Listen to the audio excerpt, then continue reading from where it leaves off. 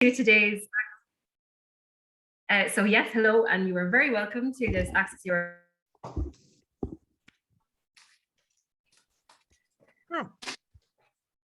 Emma, you're on mute there. You muted yourself, Emma. Hi everyone, sorry about that. Thank you so much for joining us. Please do mute your mics and say hi in the comments. Let us know where you're tuning in from today. Note that today's session will be recorded, so please turn your cameras off if you don't want to appear in that. My name is Eamonn Mac Aodha. I'm the European Programmes Manager with The Wheel, and I'm in charge of the Access Europe programme, and I will be guiding you through today's session. We'll be kicking off very shortly, but while people are filtering in, I just want to play a short video explaining our Access Europe programme. Play that now. Access Europe helps Irish civil society unlock and manage EU funding. It's a support programme run by The Wheel, providing information, training, help desk support and network building opportunities. The European Union's new multi-annual financial framework will run from 2021 to 2027 and contains a plethora of funding programmes for organisations like yours. These include education and training, youth, sport, citizenship, rights and equality, research and innovation, and the social economy. These programmes will serve the EU's overall objectives of being smarter, greener, more connected, more social and closer to its citizens. Innovative projects undertaken by civil society will play a key role in driving these objectives, but navigating EU funding can be challenging. Join Access Europe today for expert help with accessing EU funding opportunities.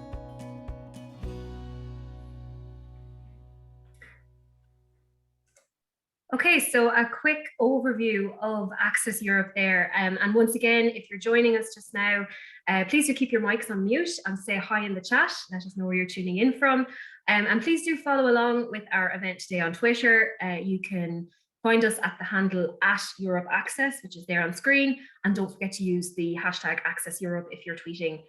So we're going to get stuck into the agenda very soon. But before we do that, we have a pop quiz for you to test your EU programmes knowledge. So we have a couple of these throughout today's session. And our first question for today is, how much EU funding did Ireland receive from the EU budget in 2020? So a poll will pop up on your screen now, where you can make your guess. Is it 1 billion, 1.5 billion, or 2 billion? So I'm going to give you a few seconds to answer there. So the question is, how much EU funding did Ireland receive from the EU budget in 2020? So I can see lots of votes coming in there. Just a note, if you are, please do keep your mic on mute if you can, to just minimize background noise. So there's a bit of fierce competition going on here with the voting. And I think we can go ahead and end the poll when you're ready so we can get on to the answer. And I think, can we share the results? I think they're already shared there. Let's see. We had 46% of people say 1.5 billion, and 45% of people say 2 billion. And the answer is 2 billion. It's actually rounding down from 2.255 billion. So Ireland started to be net contributors to the EU in 2018, and obviously we get a whole host of benefits from that, including free travel and movement and access to the single market, and of course access to EU funding programmes, which is what we'll be talking about today. But certainly as EU fund net contributors, it's all the more important to capitalise on these funding opportunities. So with that in mind, let's jump into today's proceedings.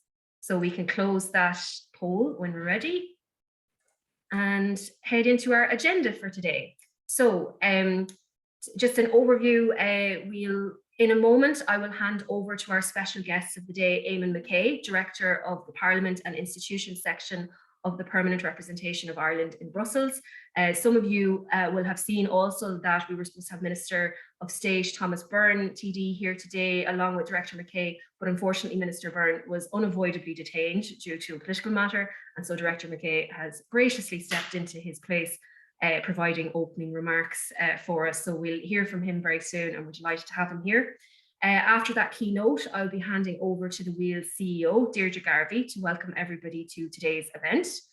Then after Deirdre's input, I will provide a brief summary of our key milestones and results for Access Europe in 2021.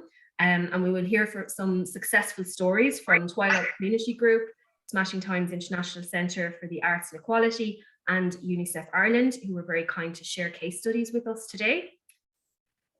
Finally, we will move on to a short demonstration of our new website, EU Funding Guide and Partner Database, which my colleagues Christina Noor and Emily Nelson will present before I wrap up with a few next steps. So we should finish a good 15 minutes ahead of time this afternoon, which is always nice for an event that's a bit later on in the day. So let's go ahead and get things started.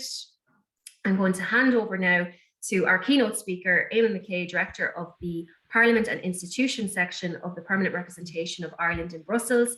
Director Mac Aodha has been an Irish diplomat for over 30 years. During the course of his career, he has worked on a variety of policy areas, including trade, human rights, development, Anglo-Irish matters, and relations with the Middle East. He's also served as Chief Executive of the Irish Human Rights Commission between 2007 to 2012. So thank you very much for joining us, Director Mac Aodha. Over to you when you're ready. Thanks, Emma, and good afternoon to everybody. I suppose, firstly, just to express my gratitude for just the invitation to say a few words today. And it's nice to kind of reconnect with the wheel in a way, because you mentioned that in a previous life I was the Chief Executive of the Irish Human Rights Commission, as it then was, and at that time I had the good fortune to deal with the wheel on a number of occasions. So it's nice to be looping in again with you in this context today. Look, can I just begin by again offering Minister Burns apologies. He really had wanted to be here today to mark, I suppose, the first year of the second phase of the Access Europe programme. But as you mentioned, he is an unavoidable EU commitment, and he's had to, unfortunately, pull out today. But I'm glad to be able to say a few remarks really on his behalf and on behalf of the department. First thing is that I think, we would be strongly of the view that today is it's an important event, and we're hopeful that as many of those on the call will consider applying for EU funding in the coming months. And I think it's going to be a useful, maybe even a transformative call today for some of those listening in. So just a few maybe quick words in the Minister's absence and on his behalf. I want to take a few minutes just to talk a little bit about the context, maybe a little bit on the importance of Access Europe, and then maybe a couple of remarks on the impact of civil society. I guess numbers maybe speak louder than words, and in the first 3-year phase of the Access Europe programme, we know that the programme assisted Irish civil society groups to increase the funding received from EU programmes from 3.9 million to over 22 million. And that's more than a 5-fold increase. And even in this year, despite all the challenges and the delays caused by the pandemic, again, Access Europe is already supporting the application for over 1.25 million worth of funding. And through the various promotion activities carried out over this past year, we understand that you have reached very large amounts of people at quite a number of events. And I think the mentoring that you do, and I won't go into the details because I'm sure you'll be talking to this yourself, but the mentoring you do to organizations to help them develop their EU funding proposals is really essential. Those numbers, I think, are really staggering, and they're expected to grow substantially over the course of the next 2 years. So I think, the idea of having people who are, for example, experienced grant writers specializing in EU funding, and I think, Emma, that fits your job title too. That's one that is perhaps very fitting for somebody who has to work closely around the EU institutions. Anybody who's dealt with the institutions, the EU institution, knows that despite all the kind of efforts to simplify and create better access, they are still not the easiest of places to navigate. And I think for organizations who just want to roll up their sleeves and get the job done, navigating EU funding rules must be quite sapping. For individuals, as I'm sure many of the people on this call are, whose passion for their work and mission can be seen in the hours of volunteering that they do, they very often don't necessarily have the time or indeed the expertise to start navigating a process that requires an EU funding specialist grant writer type of profile to successfully navigate. And that's exactly why I think people, such as yourself, Emma, and the Wheels Access Europe team have such an outsized impact on Irish civil society and indeed on Irish society more generally. They do the research so that organizations on the ground can focus on what they're doing best. And that's why the department has been very, happy and proud to be associated with this whole area. Earlier this year, Mr. Byrne met with Twilight, which is a community organisation that promotes inclusion and integration, and they discussed the benefits as well as the challenges of Ireland's asylum seeker and refugee programmes. And after that meeting, Twilight shared with us the story of a young South Sudanese student who came to Ireland through the UN from a refugee camp in Uganda. And arriving in Kilkenny, he had no English, but he started his secondary school education anyway. And despite this hurdle, he finished school with enough points to get an offer to continue his studies in Carlow IT. And he's this year studying for his master's degree in engineering. And not content with all of that, 2 weeks ago, he represented Ireland on an in-flight call with Matthias Maurer, an astronaut on board the International Space Station. So I think there are many stories. This is maybe an exceptional one, but or a particularly striking one. But there are many stories like this from across the worlds of art, sport, education, and training, and environmentalism. And they're stories which we, as I think, a community and a country, can be proud of. But they don't just happen by themselves. I think that's the real point. Behind all these stories is the diligent and patient work of volunteers and civil society organisations, which are committed to building a fairer and a more open and more tolerant Ireland. And so these organisations, we certainly feel, have much to celebrate. Next year is going to mark the 50th anniversary of Ireland joining the European communities, as it then was, the precursor to the European Union. When you look at how far we've come in that short time, Ireland is not just a more economically prosperous country, but I think it's also a more just and more tolerant society, particularly for women. And very few of the changes we have witnessed were driven by government as such. More often, they were driven by invested organisations and sometimes brave individuals who refused to settle for the status quo when they knew that there was a better Ireland to be won. I think we're fortunate to live in Ireland in a democracy that has that kind of rich and vibrant civil society. And one in which, through the efforts of organisations up and down the country, refugees can arrive without English and end up speaking on our behalf to the International Space Station. There is a really necessary and legitimate role for civil society. I think if you had to summarise it, it's to drive change where the government cannot, and to advocate for change when the government can. And I think that's why, maybe just coming to a close, today's event is important for us. Not only does the funding that Access Europe provide, not only is it able to unlock the potential to change people's lives, but it also works to preserve progress and drive positive change in our society. So look, again, thank you very much for the invitation to be with you. Again, to say that the Minister is very hopeful that he will be able to see some of you in person, to see your work again firsthand in the new year. So thanks again, and good luck with the rest of today. Thank you very much, Director McKay, and absolutely lovely to hear about, I suppose, an understanding of that role of civil society in driving positive change and inclusive communities around Ireland and the difference that it can make. And great to hear a shout out to Twilight Community Group, who we will be hearing more from later in our case studies section of today. And they're certainly a lovely example of EU funding done right. So thank you so much for that. We really appreciate your input, and as I said, for stepping in at the last minute. And now I'm just going to hand over to Deirdre Garvey, CEO of The Wheel, who also is going to just say a few words on behalf of The Wheel. So over to you, Deirdre, when you're ready.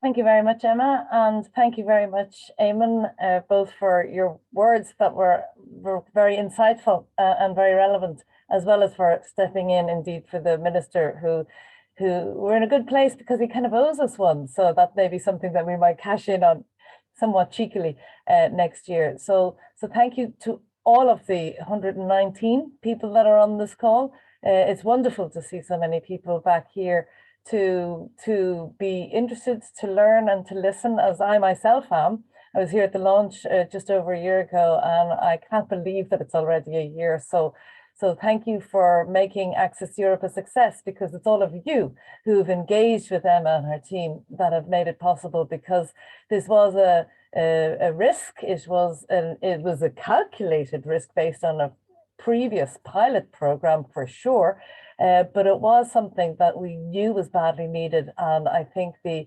numbers that Eamonn mentions and that we'll be talking about in the rest of the session and some of the case studies, I think makes it really true, the evidence as to how badly needed this program has been. So it's been a huge win for our sector collectively, all of civil society, which has been a sector that's been massively impacted by COVID. So this program, Access Europe, provides the opportunity to access new streams of funding, build their capacity and plan for their strategic development, because in a time of huge change that COVID brings to us all, it's been very, very challenging for organisations that quite often are very small in size but big in impact. So the programme demonstrates the commitment by government to support the sector. Now, the government has been hugely supportive throughout COVID in terms of a whole range of things that they have done in terms of kept moving, but also in the rescue package, the stability fund that the government and rural community and rural and community development and the ministers there have been hugely supportive. So just to acknowledge that. And what this programme does is invest in upskilling and facilitating the cross-sectoral collaboration. So the Department of Foreign Affairs has been consistently supportive, as we've heard of just now, but also through the Communicating Europe initiative funding and the department's involvement in the Europe for Citizens programme up until last year. Now that has changed over and it's merged with a different programme. So our vision, as Emma has said and you've seen in the video, is basically that it becomes an ongoing support programme for the sector. And that means working together, all of us, to ensure that we fully capitalise on this programme, because it brings together so many sectors, the community and voluntary sector, the public sector and academia, with indeed government, and with the goal of supporting all of these actors and players to access funding, but not for the sake of accessing funding, but to solve the societal challenges, big and small, that communities and society are facing throughout Ireland and indeed Europe and indeed the globe, because these are the challenges that we are facing and dealing with at this stage. So it will take this cross-sectoral collaboration to make a difference, and that's whether it be a local council, a local community group, local academics and researchers working together to find solutions to local problems. And all of these perspectives are necessary. And we know that that's how the EU recognises this in how it prioritises these kinds of consortiums in its funding programmes. So Access Europe is here to join the dots between these different stakeholders and to ensure that there's an even playing field where everybody has the support to engage fully and where everyone can access the information that they need and be signposted to the right national contact points and agencies. It's kind of the glue. It's the map for civil society that gets you onto the playing pitch. And a lot of that ecosystem is there provided by other agencies. So that's what is manifestly needed. So this is just the beginning for this exciting programme. You'll hear, as I said, during the rest of the session about the great work that's been done this year, including the creation of a digital guide to EU funding and indeed a partner database. But it's just the groundwork for the much bigger plans we have to connect and support Irish civil society and increase EU programme participation, because we want to increase the impact of these organisations and the partner organisations across multiple sectors all over the EU. So thank you very much. I'm going to sit back, turn my microphone back off and just listen for the rest of the session. Thanks, Emma, back to you. Great, thank you so much, Deirdre, and absolutely just a good point to emphasise there that it's about multiple different sectors coming together to solve problems. So Access Europe is very much about obviously community and voluntary groups, but also public bodies and academia and other groups coming together. So we're here to join up the dots, as you said. So just one moment now, and I'll send you on to I'll bring us on to the next slide. So So I'm going to get started now with a few short slides about Access Europe and what it's achieved and milestones over the last year. But before I do that, I did want to give us another quick quiz question to keep you on your toes. So this question: what is the estimated number of babies born in Europe as a result of the Erasmus Plus programme? So your options will appear on screen now in the form of the poll. You should have the option of 100,000, 500,000, or 1 million. So once again, a pop-up will appear on your screen. You can give your best guess, and what's your estimate of numbers of babies born. Many of you will be familiar with the Erasmus Plus programme in the way that it allows university students to travel and study abroad, but and that is what we're referring to here, more or less. But there is so much more to Erasmus Plus than that. It's actually one of the biggest programs for our sector and has the most potential for our sector because it funds all kinds of projects in the area of training, youth, sport, education. So it's one that's well worth checking out. So I think we have all of our votes in now. So maybe we can share those results and just see, okay, so we have 38% said 100,000, 41% said 500,000, and 22% said 1 million. And so the answer is 1 million. So there are 1 million Erasmus babies across the EU, according to a study by the European Commission. It found that 1 in 5 people who participate in Erasmus year in university find their long-term partner while studying abroad, and this has led to 1 million Erasmus babies across the EU. So I think we can end our results there, and we'll head on that happy European note. Let's have a look at our Access Europe results for 2021. So what I'm going to present here is just a summary of our results, and the goal is, I suppose, partially to demonstrate the impact of the programme, but also to give you all as listeners an idea of what we offer and what might be of use to you, whether that's resources or information that's created and that's freely available, or supports that you might want to engage in over the next year. So hopefully it gives you an insight into what is out there as well as what has been done in the last year. So just to note, we're going to start off with some events. So in 2021, Access Europe had 29 events. This is actually our 30th event. So with over 1,500 participants, and now today it's over 1,600 participants, which is great. And you can see by our little screenshot there that indeed, and indeed by this event, that everything, I suppose, has been done online because of COVID. But we are hoping that in 2022, we'll be able to have some face-to-face events if we're allowed, perhaps later on in the year. But all of our events were rated either good or excellent, and they range from high-level policy-focused events to very practical trainings on things like grant writing, building EU partnerships, and designing projects. So we will be continuing to offer all kinds of events going forward into 2022. So the best way to keep up to date on them is to subscribe to our newsletter and keep an eye on the Wheels mailings. Our spring summer calendar will be out very soon as well. And it's your way of kind of keeping up to date with what's out there. But just to note, you can also watch a lot of our trainings and events back on our YouTube channel. So we created that this year. It includes pretty much all of the events that we ran in 2021, including our series on leader funding, which is very useful to rural organizations or organizations working in rural communities.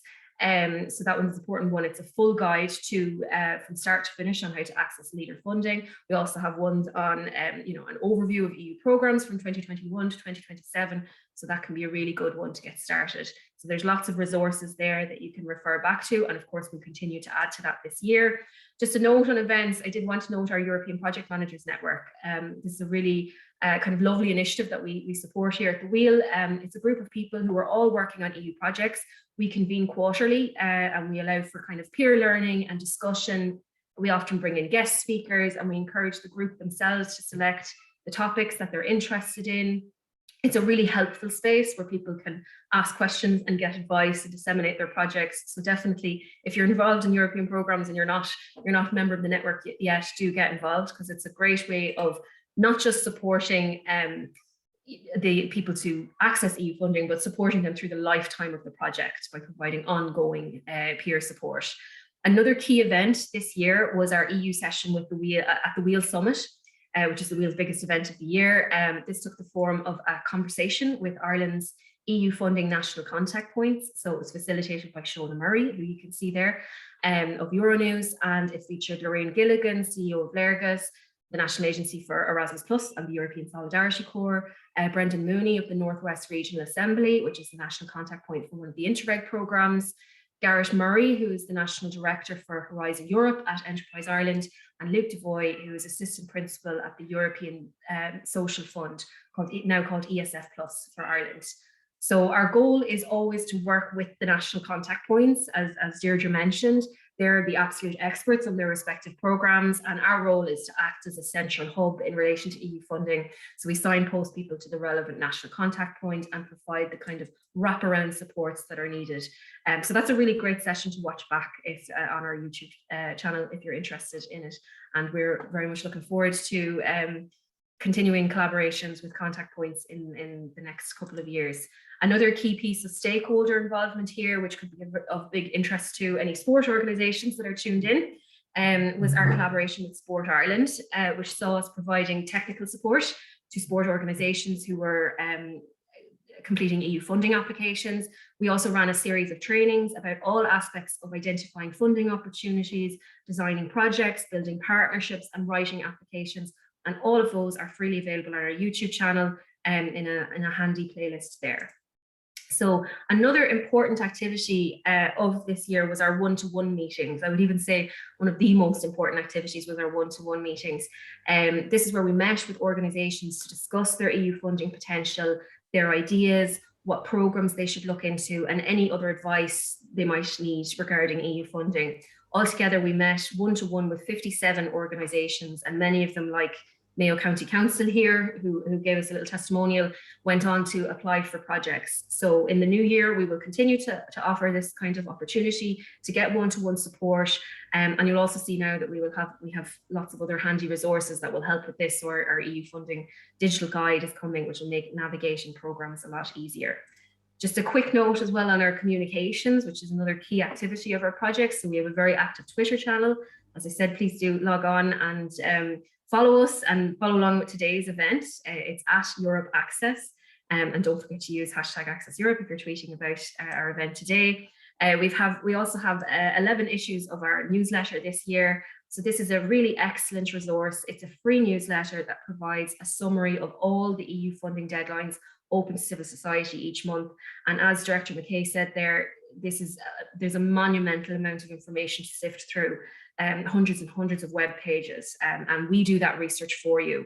So we condense it down into something that's easy to scan, so you can quickly see what's out there and what has potential for your organization. So if nothing else, subscribe to the newsletter, because it can save hours and hours and hours of time every month and help you see at a glance what's out there. So it's a really invaluable resource, and we hope that you subscribe to it at accesseurope.ie.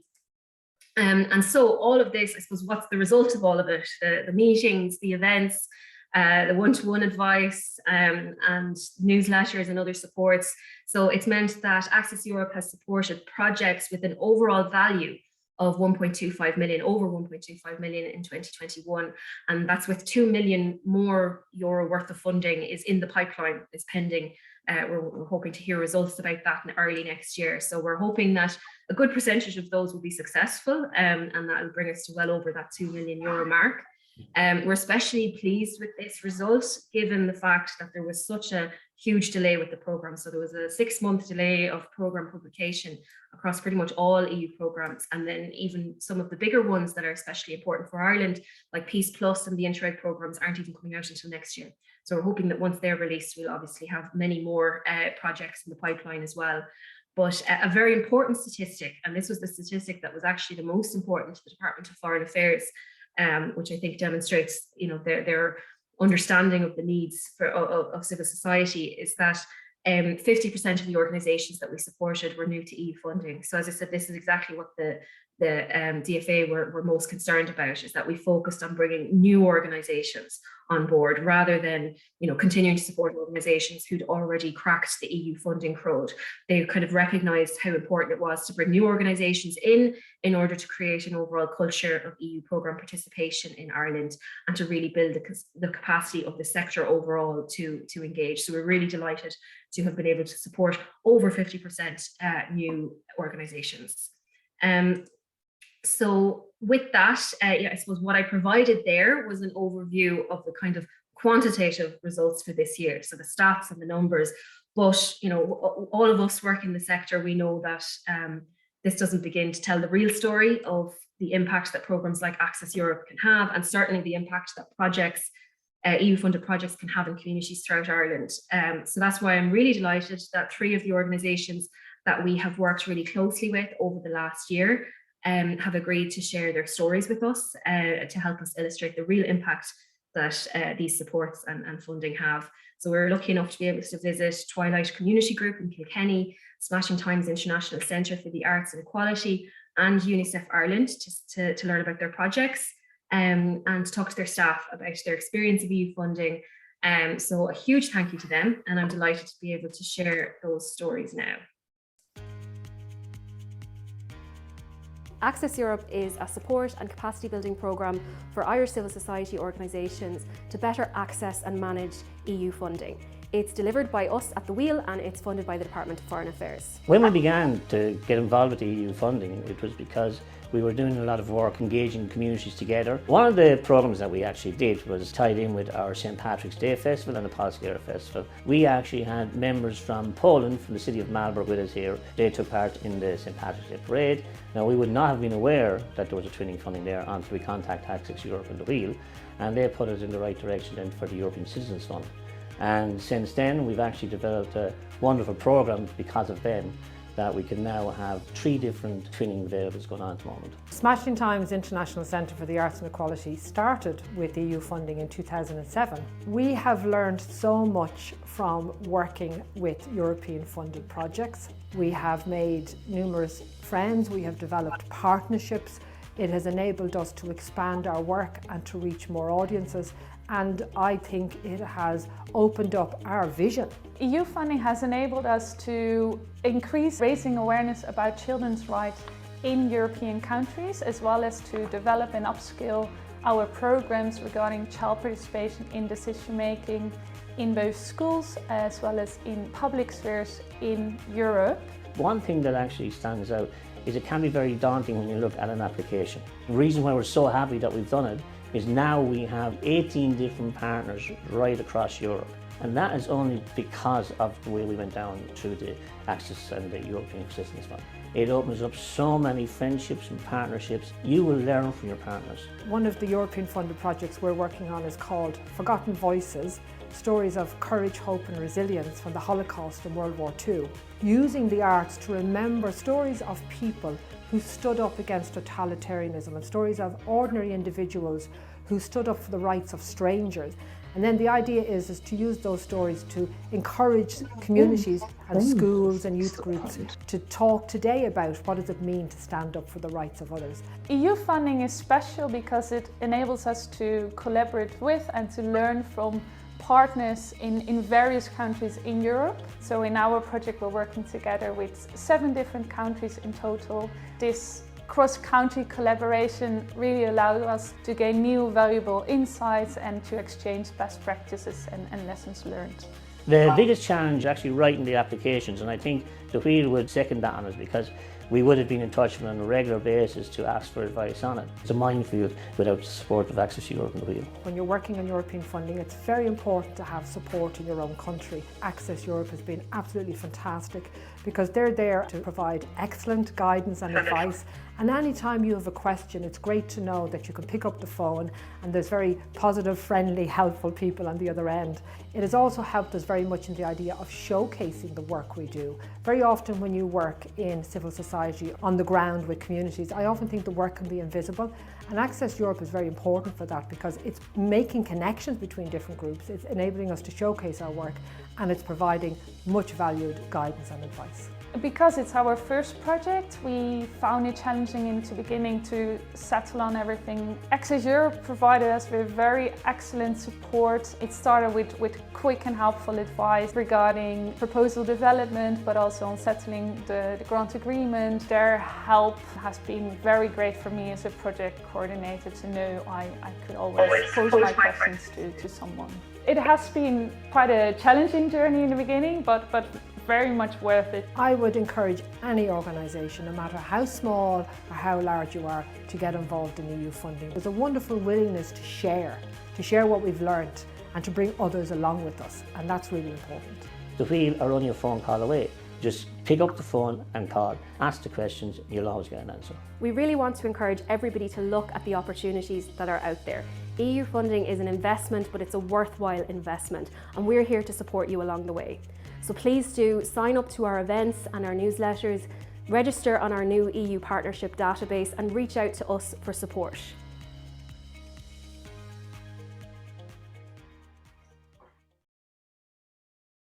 Okay, so very inspiring stories there. And again, a huge thank you to those organisations, and especially to Martin Brennan, Mary Moynihan and Esther Conine, who took the time to share their stories with us. And stories like this are exactly why Access Europe exists. So we're very happy to be able to support their amazing work and to share it with all of you today. But now I want to move on to some exciting new developments in Access Europe. So much of this event has been about looking back at the last year, but this is also a launch event. It's about launching our new website, EU funding guide and partner database. So I'm going to move move on to the digital demonstration that we have very soon. But before we do that, our final quiz question of today. This is the last one. So you haven't got any of them right so far. The first one was very close, 1% margin. So this is your chance. How many tons of marine litter have fishermen in Ireland removed from the ocean since 2015, thanks to the Fishing for Litter campaign, which is the EU's campaign, Fishing for Litter. So you should have a poll that pops up on your screen. This is your chance. Is it 300 tons, 400 tons, or 500 tons? So let's see what happens. Everybody's votes are pouring in. How many tons of marine litter have fishermen in Ireland removed from the ocean since 2015, thanks to the EU's Fishing for Litter campaign? Let's see. Okay, I think we have our results there. The votes are kind of petering out. Let's have a look and see what the answer was. So 3% guessed 300 tons, 13% guessed 400 tons, and 84% guessed 500 tons. So what's the answer? The answer is 400 tons. So apparently we read these questions a little bit too difficult, but yeah, it just goes to show another example of the very real impact that EU funding can have on people and communities, and an incredible achievement to remove 400 tons of waste from oceans. And that's according to a European Commission representation in Ireland. So that's our final quiz question, because now I am going to move on to the next bit, as promised, a digital demonstration of our brand new Access Europe website, EU funding guide and partner database. And this is presented by our European Programmes Officers at the wheel, Christina Noor and Emily Nelson. So I'll share that with you now. Hi, I'm Emily. And I'm Christina. And we'd like to show you the new Access Europe website and partnership database. We will show you our new EU funding guide, how you can find the right EU fund for your project, and how to set up a profile for your organization in our new partnership database. Welcome to the new Access Europe website. This is our homepage. At the top of the page, you'll find the website menu. Here, you can easily navigate to the About page, our EU funding guide, a page with all the open EU funds you can apply for, relevant news and events, and our partnership database.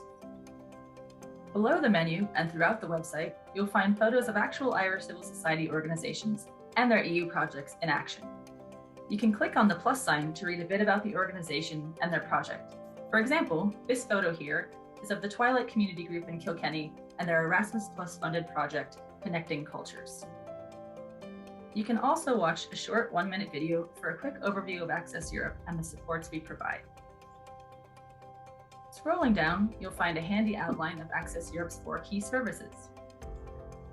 Further down, you'll see clickable tiles that lead to all the open EU funds organized by theme, including education, training and youth, environmentalism, human rights, media and the arts, and sport. At the bottom of the page, you can follow us on Twitter, sign up for our free monthly newsletter, and access our YouTube channel where you'll find free recordings and all of our trainings and workshops on EU funding. Our comprehensive EU funding guide is comprised of several sections that aim to demystify EU funding. They include overviews of the EU funding programs that are most relevant to Irish civil society organisations, EU policy explainers to help you understand the aims and objectives behind these programs, and EU funding tips with step-by-step articles for getting started with EU funding. Let's start exploring the funding guide by taking a closer look at the EU funding programs section.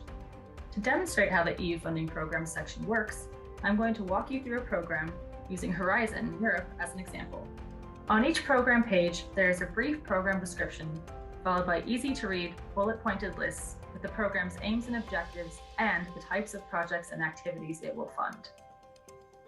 There's also a list of the types of organizations within the civil society sector that are eligible to apply for the program's funds. So for example, academics, research and research centers, and non-governmental organizations. There's also a link to the relevant EU policy page in the funding guide to explain why the EU funds a specific program. Other information we've included is the program's budget for the next 7 years, examples of previous successfully funded projects from Ireland, and the program's national contact point in Ireland, so you can get expert advice for program-specific details. Now let's explore the EU policy section. This part of the funding guide outlines 10 policy areas that inform the development of the various EU funding programs.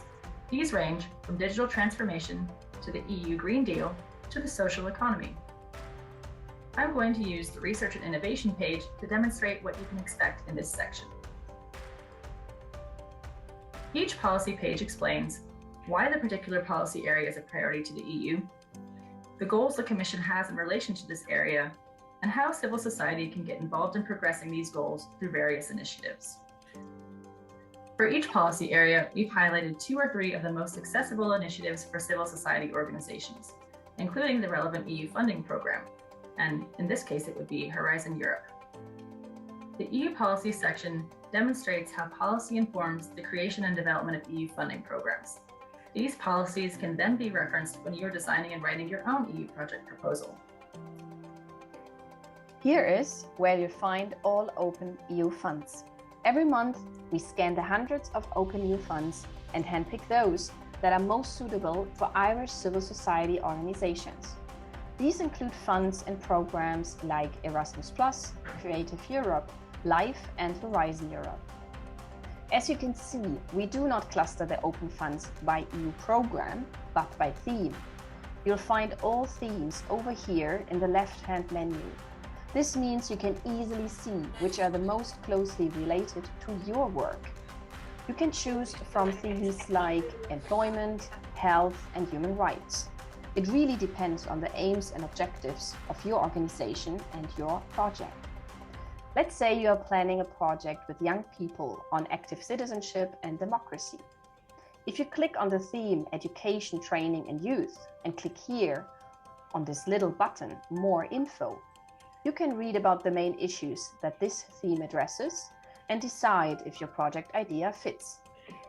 You'll also find information about which youth funding program are the most relevant to this theme. In this case, it would be the Erasmus+ and the European Solidarity Corps. Below, you'll find all the current open funds connected to this theme. Let's say we find this call from Erasmus+ on civil society cooperation in the field of youth very interesting. If you click on View Detail, you have all the key info at the top. The deadline, the total funding available, and links to the most important documents. We always recommend that you read the call overview and summary below to see at a glance if the objectives of this call match the objectives of your project. Browse through all open funds yourself and contact us directly if you are interested in a fund and would like to know more about it. Especially when it comes to funds where your organization would need a little bit more experience and support, like Horizon Europe. We are here to help. Remember, when you sign up to our newsletter, you'll receive every month all open funds directly to your inbox. Are you an Irish civil society organization interested in finding project partners from other EU countries to apply for EU-funded projects? Would you like to showcase your organization to potential EU partners? By creating a profile on our new partner database, you will have the opportunity to be contacted by organizations both in Ireland and across the EU that are looking for partners. Now we will show you step by step how to register and set up a profile for your organization. This is our partner database. Here you see all the profiles of Irish organizations that have already registered and set up their profile. Once you've registered, your organization will also appear in this space. There are two filters by which you can filter all profiles. You can filter by interests to search for activities the organization is interested in applying for, and you can filter by focus to search for topics the organization works on. Let's say we are looking for a partner that works with the development of education and training materials and has a focus on rural development. In our example, two profiles are coming up: Clough-Jordan Eco-Village and Donegal County Council. Let's have a look at one profile. We are going to use the wheel as an example. The profile page shows all relevant information, including a short description and the topics your organization is interested in. If you have experience with EU projects, you can include all EU projects you have worked on here. Don't worry if you do not have experience. Access Europe can provide you with advice and support as you start your EU funding journey. Please describe your EU funding goals and what you would like to learn from your new European partnerships, as well as the strengths and skills you have to offer in an EU-funded project. You can upload pictures as well as a video to illustrate your work. Down here is where you provide your contact information, so people can easily reach out to you. How do you set up a profile for your own organization? Simply click on the button Create EU Profile.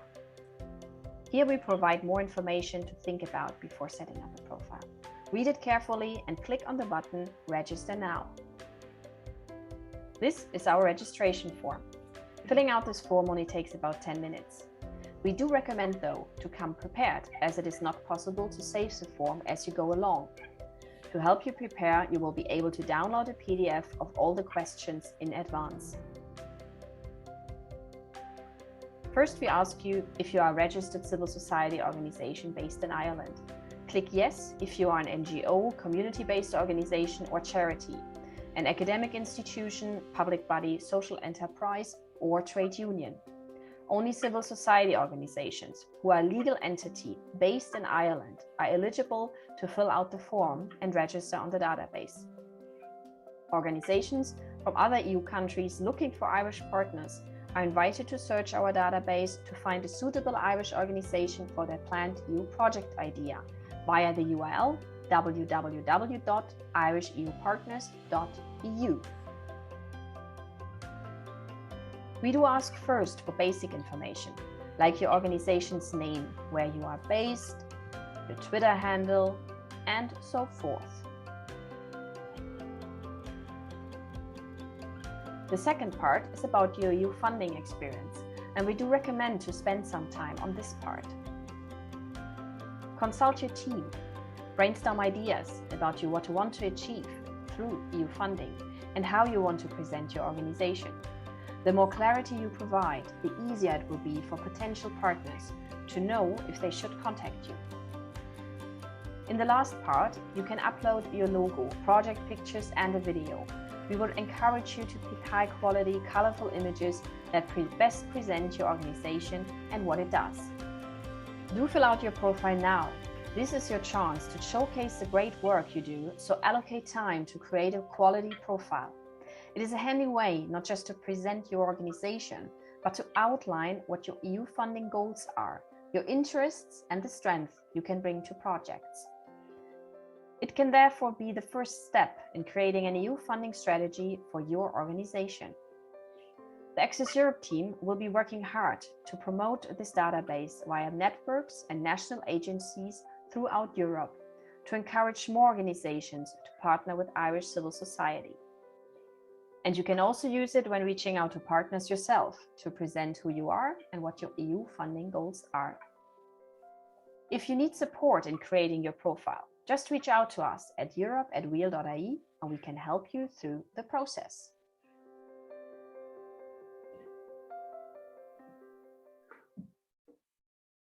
Great. So an excellent overview there by Emily and Christina. And I think everyone will agree that this new website will be an excellent resource for Irish civil society groups, both to access information and to build their EU funding capacity, and of course then to showcase themselves to potential EU funding partners. And as Christina said there in that recording, our goal next year is to spread that database far and wide and to try our best to ensure that Irish civil society organisations are the go-to partners for European projects.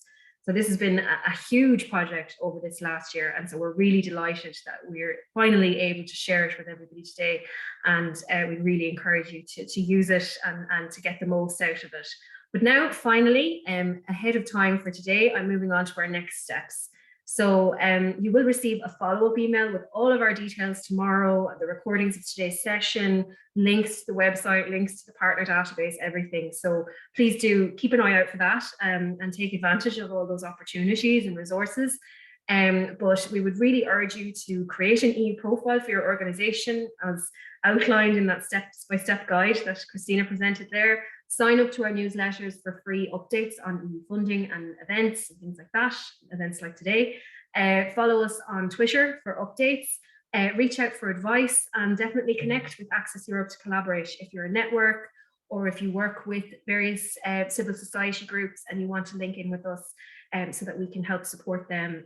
That's what we're here for. So please do reach out.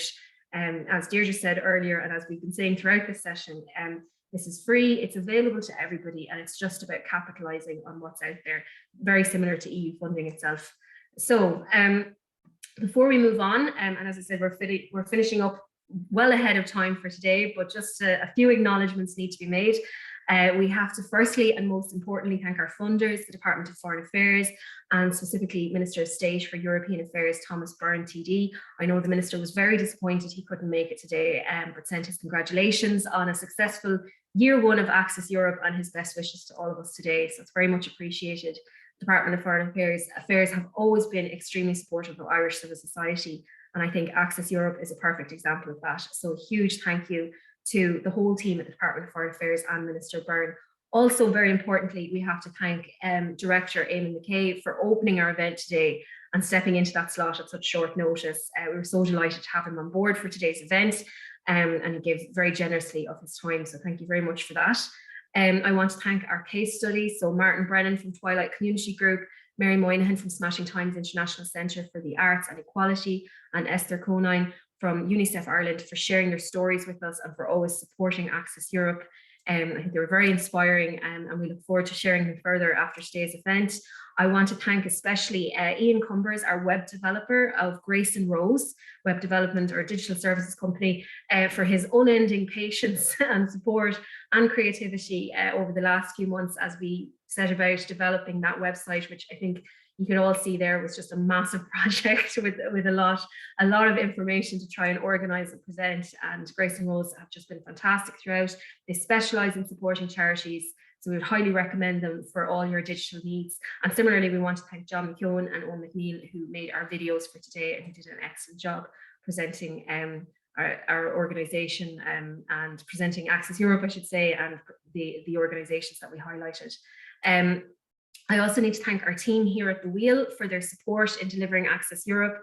And I especially want to thank our 2 European Programmes officers, Christina Noor and Emily Nelson, for their hard work, commitment and camaraderie over the last year delivering Access Europe. Needless to say, absolutely none of it would have been possible without them. And I'm very much looking forward to working with them over the next couple of years on this programme and seeing what else comes of it. And finally, to everyone who is here today, thank you so much for joining us today to celebrate year 1 of Access Europe. Please do reach out and engage with us and see how we can help you to start or to scale up your EU funding journey.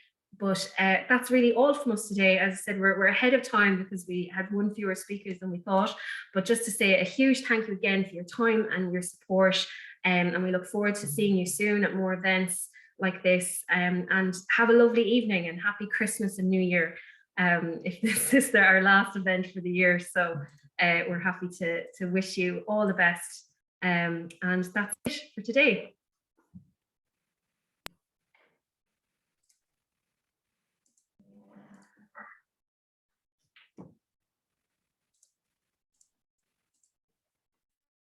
Thank you, Emma, for a very interesting session. We have a lot to learn. And definitely be in touch. Thank you very much. Thanks, everyone.